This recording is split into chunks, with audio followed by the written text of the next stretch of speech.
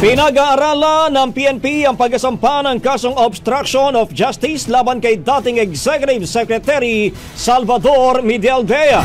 Ayon kay PNP spokesperson Brigadier General Jean Fajardo, sinubukan naman ni Medialdea na hadlangan ng proseso ng paghatid kay Duterte sa eroplano dahil upang pusasan siya ni PNP CIDG Director Police Major General Nicolas Torre III. Gayunman, tinanggal din agad ang posas ni Medialdea nang makapasok sa loob ng bus.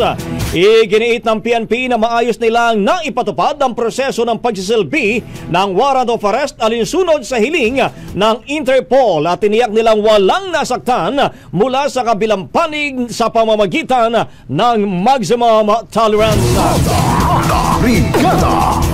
Nagsalita na ang Philippine National Police matapos ang pag-aresto ng International Criminal Court laban kay dating Pangulong Rodrigo Duterte.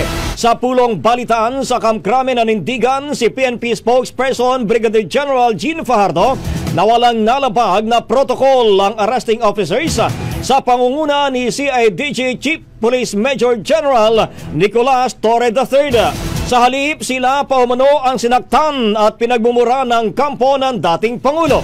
Git pa ni Fajardo, kaliwat kanan din ang ginawang medical check-up kay FPRRD na may maayos naman umanong vital signs ng ilipad sa The Hague. Maliban sa check-up, sinunod umano ng PNP ang lahat ng request ng kabilang panig, gaya ng extension ng ultimatum na ibinigay ni Torre para mapasakay sa eroplano si Duterte.